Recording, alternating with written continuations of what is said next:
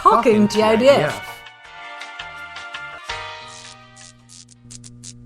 Welcome back to another episode of Talkin TIDF. This is Cameron. And I'm Stefanie. And today we are joined by Yannick Dauby. He is a multi-talented documentarian. He's worked as a sound designer. He's worked as a director. And also he's done lecture performances and many other things. And so we're going to get to hear about all sorts of ways in which he is participating in this year's TIDF. So welcome, Yannick. Hello. Hi, Yannick.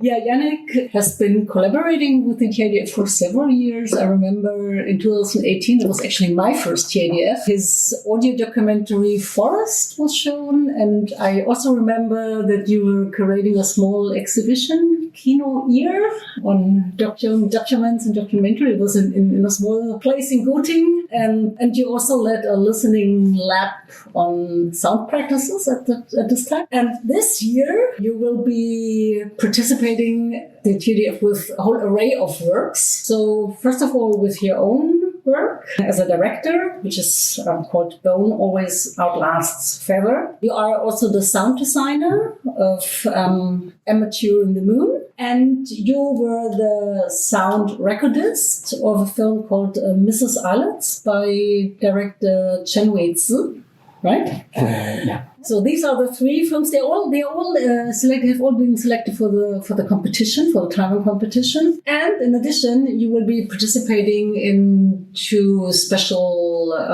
events, a lecture performance, and also a so-called listening lab. So, well, maybe let's start with a very simple question to begin with. What introduced you to the world of sound? And wow. That's the first question. And the second question would be, what was your formative experience with cinema, with film? Okay. It's a very hard question why I was interested into sound, because as far as I remember, I was first interested by music. I'm obviously a very bad musician, but I was kind of a very greedy listener. In France, we have like public libraries with all kind of CD tapes and vinyl records, all kind of stuff. So in my teenage, I loved digging into those collections. I also have been very interested when I was in my 20s by anthropological recordings, so ethnomusicological recordings, but also documents. And then I started to discover Jean Rouch, Chris Marker, this kind of documentary filmmakers that deeply influences me. And as a child, I was practicing photography, thanks to my grandpa. But when I was a teenager, I had to decide between sound, let's say experimental music, and photography. And I was stuck by photography because once you shot an image, you don't know what to do with it. Well, at least at that time, I didn't know what to do with it. And I was interested by time. The feeling like, you can spend half a day for practicing an instrument, you can record sound during hours, you can work in a studio and develop slowly your work. Mm-hmm. So I didn't study film, I didn't study, technical stuff, but I went to a class of electroacoustic music. That's my only and main background. Okay, well, can you say what kind of music is that? Electroacoustic music is a kind of, in French, in the 50s, it was invented as a musique concrète, and which is like a work we make in studio, basically. We play with objects, electronic instruments, devices, and build up some kind of, through editing, mixing, and the processing of sound, all kind of creation. And at that time, I was a self-learning recordist. I just borrow some microphone and start to practice. So I want to give a date, 1998. I bought my recorder, my microphone, and went to India to record some sounds, and came back and made a kind of soundscape collage of what I heard at the time. And I didn't stop. Was that already in Taiwan? No, in India, in northern India. So that was kind of seminal for me because I I started to develop this kind of working process, going outside, doing field recording, coming back home, listening again and again, and selecting, working, processing things, and then releasing a creation, sharing with others. And so then when did you get to visit Taiwan for the first time? I went with my wife, who's Taiwanese. We came in 2004 for the first time as residency artist in Taipei Artist Residency, and then we were going back and forth between France and Taiwan, and we settled here we were supposed to stay only 1 year in 2007, and we forgot to come back in France, so we stayed there. Well, I feel like France and Taiwan have a very unique cinematic bond. I have a lot of academic friends from France who study film studies here in Taiwan. And then also I know a lot of screenings of Taiwanese cinema do very, very well in France. So I'm curious, before you even went to Taiwan, did you also have any chances to encounter Taiwanese cinema? A little bit. I attended some screening, I've seen some movie, but strangely, the first connection I had in Taiwan for working with people, it was from, very surprisingly, with people who make contemporary dance, like choreographers. Oh. And that was very good because I didn't have any skills in Chinese language and their English was not so great. So basically it was like non-verbal communication through sound and body movement. And through the years working with them, I practiced a bit and learned a bit about Chinese language. And only in 2016, I started to work with filmmakers, and since then it's like my main activity, I would say.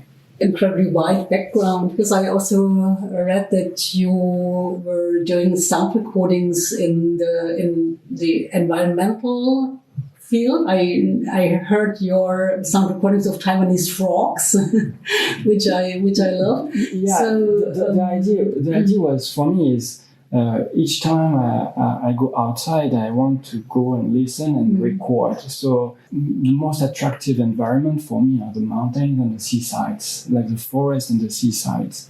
I always, if I have time, if I have any kind of invitation for anything, I always try to pervert it into a field trip. And that's my way of working. But yes, so I first kind of collected quite a lot of sounds of environment in Taiwan. And then when I met filmmakers, they were very interested to have this guy with strange background who can make some mixing and editing, but also have personal collection of local sounds and able to deal with it. So this is why quite easily people come to me when they are more into creative process or special relationship to environment. During your early years in Taiwan, did you get a chance to attend TIDF? Good question. I think the first time I attended TIDF is when they invited me to make a lecture, and I don't remember, it may be 2014 or 15, something like this. I don't remember exactly. Was it so when it was back in Taipei after it had come back from Taichung? No. I always lived in the surrounding of Taipei. Okay. But we go back and forth between different areas, like in Hsinchu because we made some community project there. Penghu because my wife is from Penghu and I record a lot there, and also have some project in Taitung and Jiayi. So through the years, I kind of explored a bit the island, always because of work, never because I'm not a traveler at all.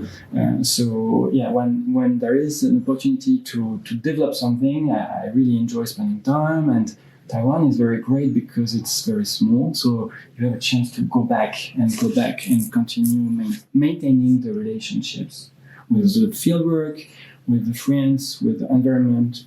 So you already told us quite a lot on how you're working, so maybe we can start to talk about your film. So Bone Always Outlasts Feather, that will be screened at the TIDF in the Taiwan Competition. Can you elaborate a little bit on the process of how this film was made? Yeah, I think you will be surprised because originally it's an invitation by Taitung Sound Art Festival. So the curator is Proton Zhang Putang.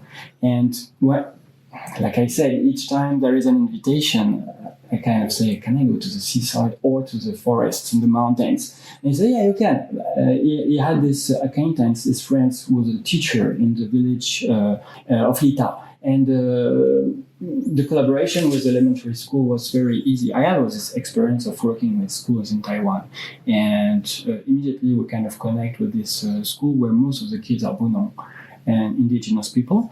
And it was kind of exchange.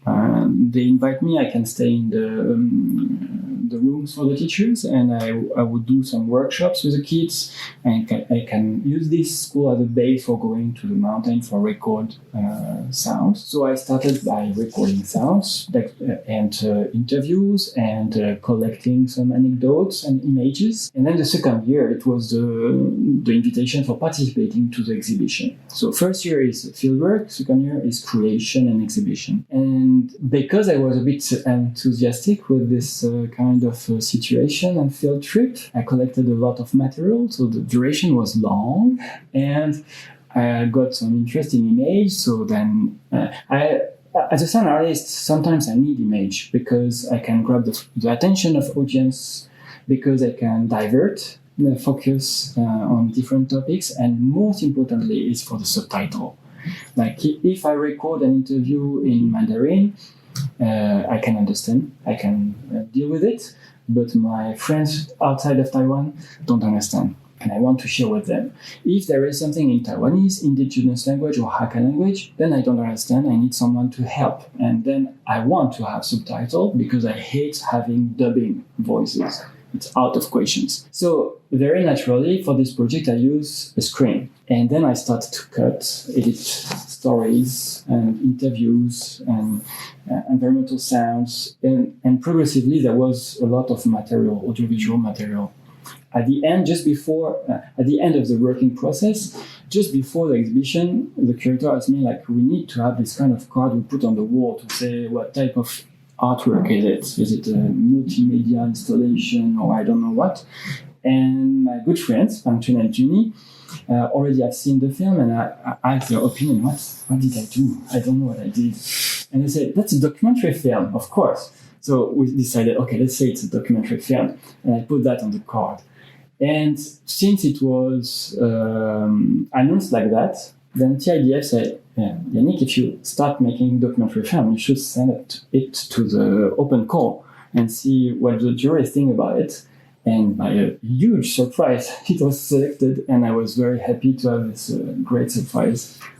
So you told us already quite a bit about the making of the film, and actually we both have questions on it. Yeah, so one thing that was very interesting, we've had a number of really interesting discussions lately about sound across our episodes. And in a previous one with Li Daoming, we talked a little bit about the history of sync sound versus post-sync in Taiwanese documentary. But listening to you talk, I almost think about it like flipping it on its head. Is it sync image or post-sync image, where it's almost sound first, the image is secondary? And that's something I also appreciated when I was watching your work. But specifically in this relationship with language, I was curious because in this particular film, we have instances of, I'd say mostly Mandarin, but in some indigenous vocabulary that's used. But then we also have portions that are in English.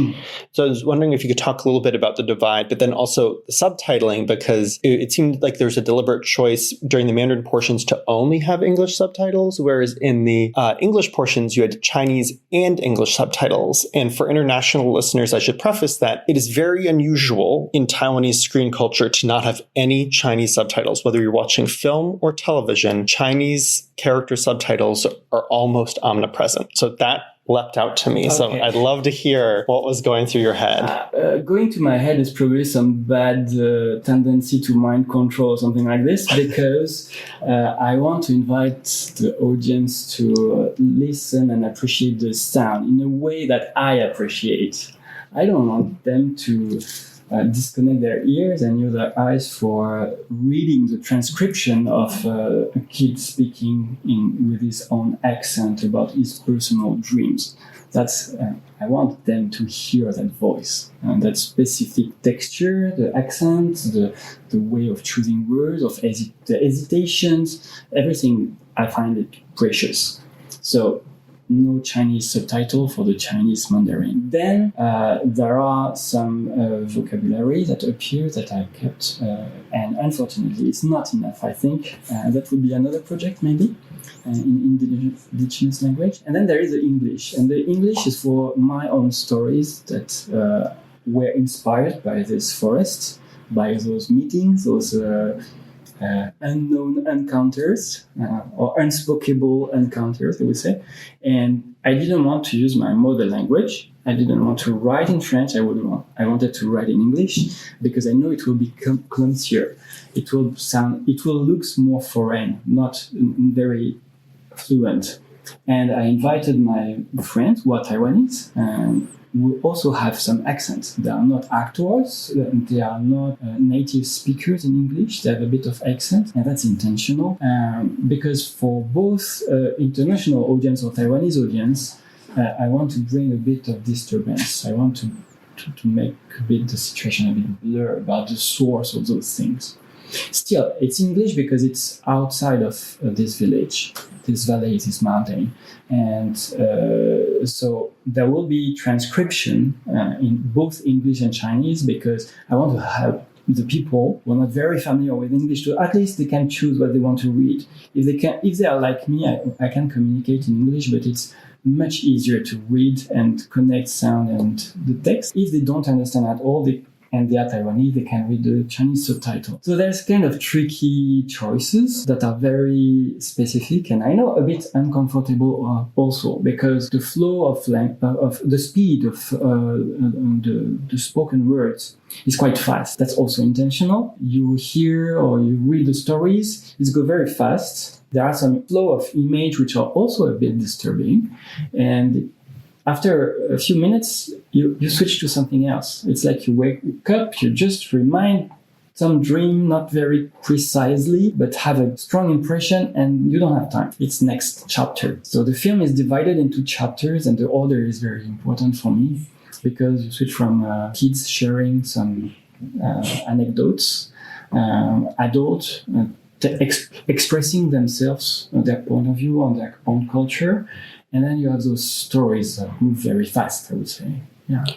Well, and I also want to point out a certain resonance I noticed with another film in the SEL program that we talked about in another episode, expedition content. It has a very similar issue. And I only think that because I had to do a transcription of the English for that film so that they could make Chinese subtitles off of that transcription. That transcription is not being screened. So they did not add any additional English subtitles because that's with the wishes of the directors of that film. But they needed to add Chinese subtitles, obviously, for a Taiwanese audience. So there's a resonance there because that film also is playing with when do you put an image to sound. In the introduction, you very kindly say I'm a director, but I'm not really a director.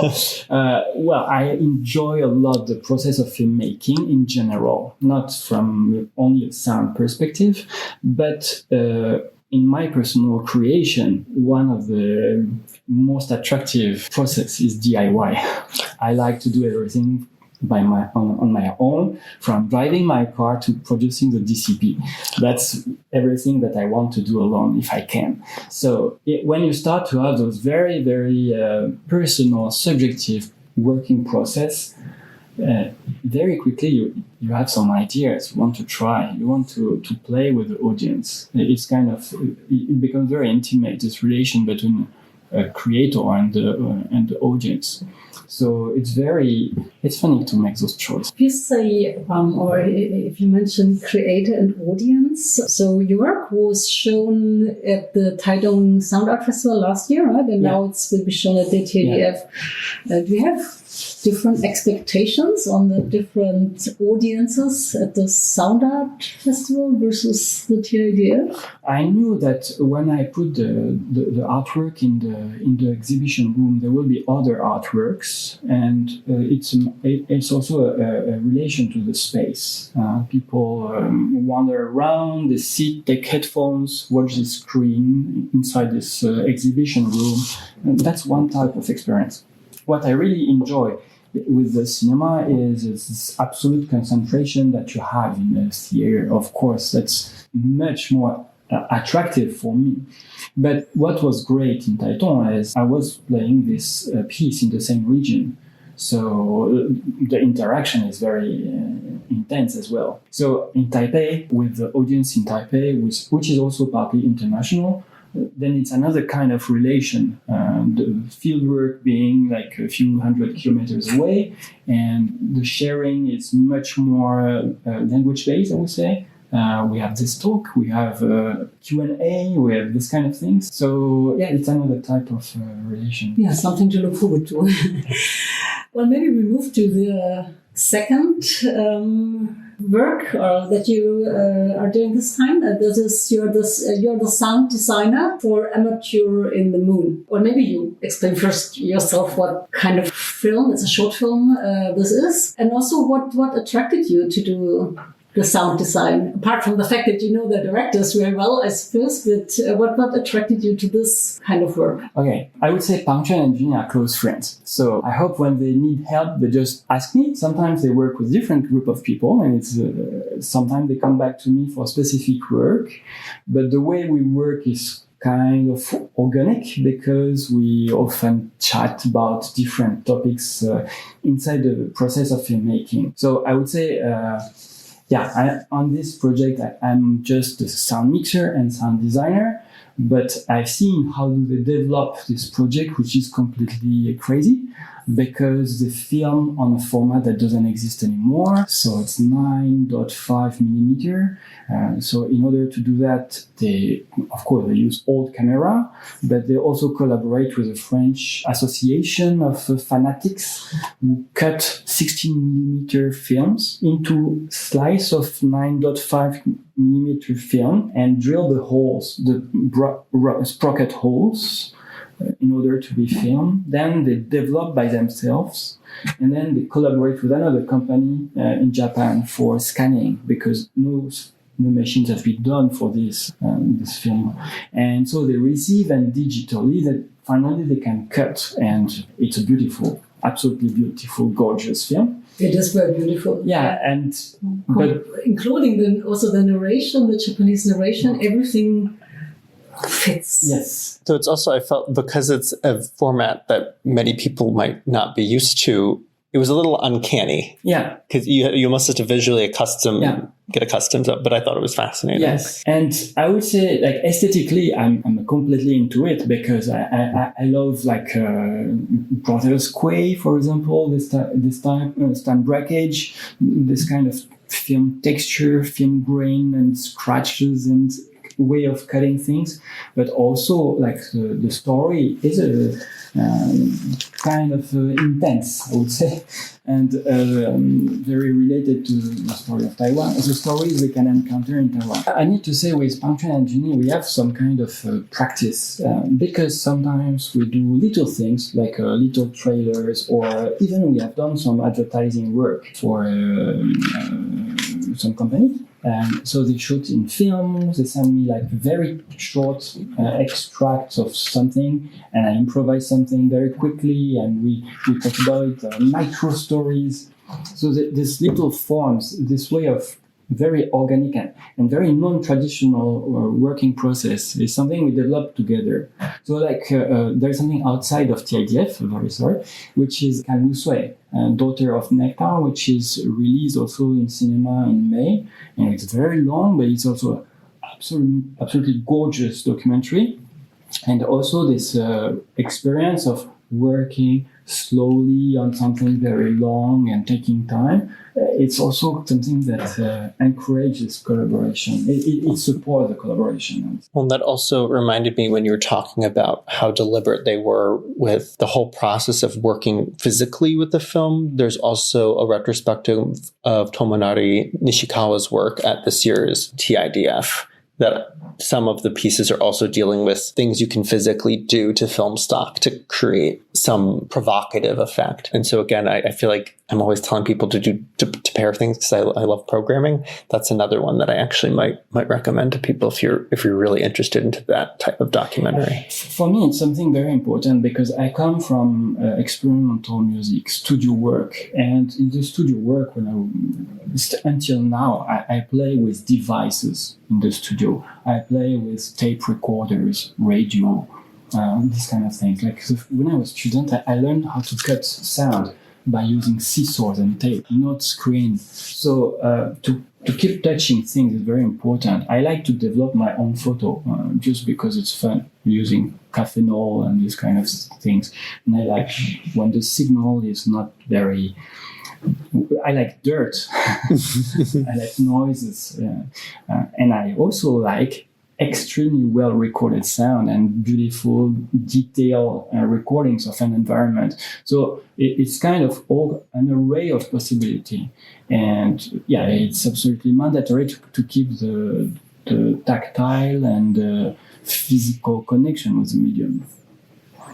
I think that's a very refreshing perspective to hear, because I think sometimes you'll encounter people who just want, quote unquote, high fidelity. They want perfection. But obviously, that is its own aesthetic category that I think some people think of it, they idealize it as an unmediated thing, but there's always mediation. We're never going to get away from that. So I find it really rewarding to encounter work where people actually want to engage with that and bring that back in. I also know you've done Foley work as well. Is that correct? Foley? Well, Foley is just I record objects in my home studio and randomly crunches things, I would say. But yeah, I don't dare to say I'm a director, but I cannot say I'm a Foley artist. But yeah, even before I worked for a film, like I was doing performances like more in France, and I was playing with found objects. I would go in the garbage, pick up some empty rusty boxes and also like dry leaves and jewels and play all with that on stage as an instrument. So for me, it's very normal. Do you feel at all like it's almost that type of work has gone mainstream? Because I feel like the label ASMR has become very popular in social media, where they seek out videos to hear certain sound effects, and they love the visuality of people playing with different textures, and they like the calmness that comes with that. I'm curious if they're just new words for practices that exist since the beginning of the medium. Wonderful. Like, you have those pieces by John Cage, which are scores, and you're supposed to play with plants or whatever you want, and that's musique concrète was not even born in France in the 50s or even before, when people just realized like, oh, you can actually pluck any kind of objects and it's producing a signal, then start to play with. So ASMR is, if it attracts some young people to use their ears, I'm all for it. That's good. It's not bad stuff. Have you heard about it? Well, I guess for anyone listening who's never heard of it, it's a wide world. You just look on YouTube, there's tons and tons of ASMR. I'm too old for that probably, so that's why I've never heard about it. But anyway, it's good to learn about it. But, well, anyway, that brings us maybe to the third film that you're involved in. Which one? And Mrs. Islands by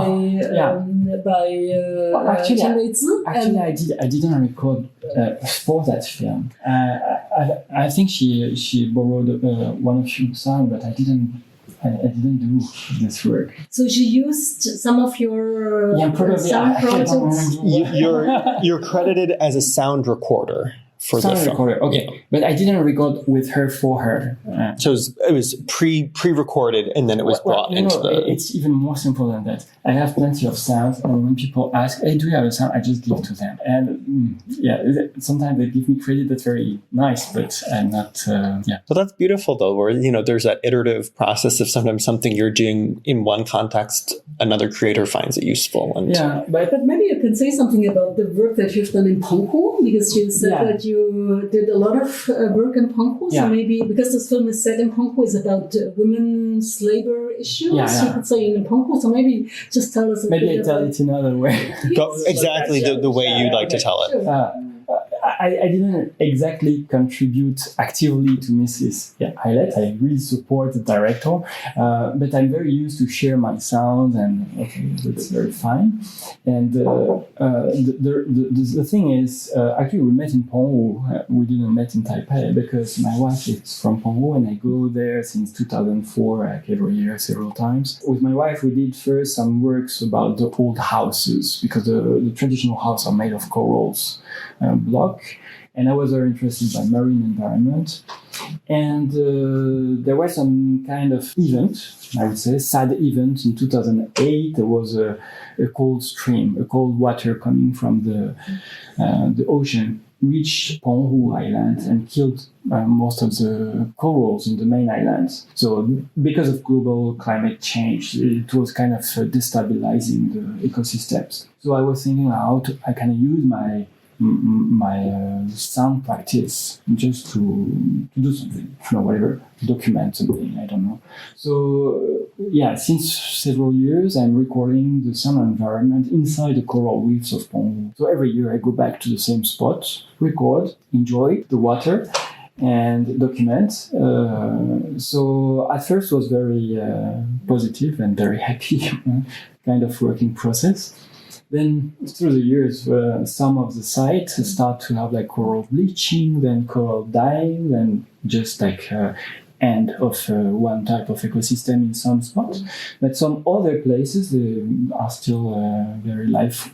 So I continued doing regularly this kind of underwater recording. So I developed my own techniques, build my own devices, and I continue like every year. But also because I go very often, I have all kind of chances to record some events, some activities. We did some workshops with kids. We made a short film. It's a playground. It's a very, very inspiring place to do field work. So yeah.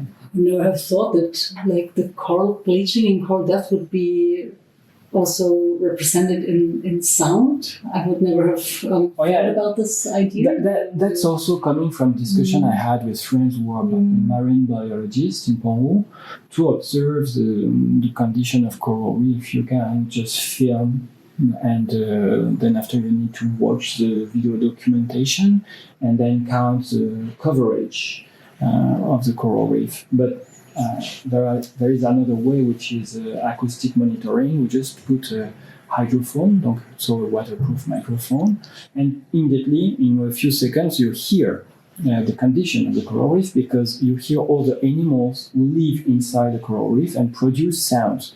So some of those animals produce non-intentionally those sounds, such as like snapping shrimps, which are like doing this kind of crackles we hear underwater, and they're hunting. And we have also like fishes which communicate, and we can hear that. So I record those sounds. And unfortunately, some ecosystems are collapsing. So this is also something which is audible. Absolutely fascinating relationship between sound and image. So in addition to screening some works that you had some role in, we've also have some listening sessions scheduled for this year's TIDF. And I have a feeling that people who see that on the schedule might not fully understand what that means. What is a listening session? It's a trap. Ooh, say more. There is a screen where you will have the title of the piece, the name of the artist, and you have sound, and you don't have images.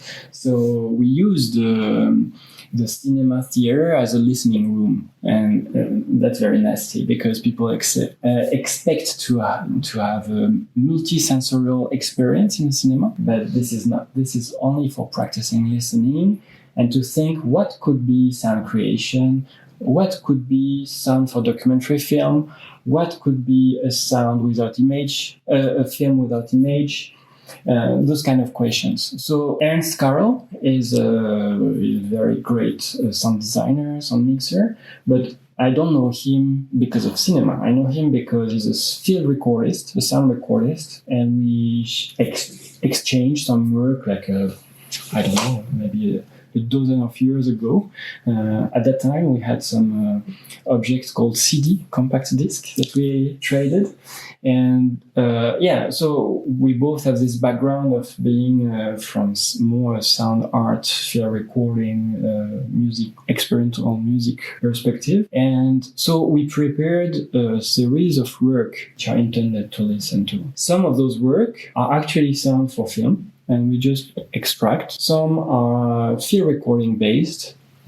Some are more edited with more active creation process on the sound material itself. So it might be surprising for the audience. Stefanie, did you want to ask our final question? I would just like to expand a little bit on what Yannick said, because I think we might have to add that Ernst Karel, he's one of the main sound designers of the Sensory Ethnographic Laboratory at Harvard University, so SEL, and one of the TIDF focus programs this year is on the SEL. Of course, well, you have known Ernst for a long time, it seems.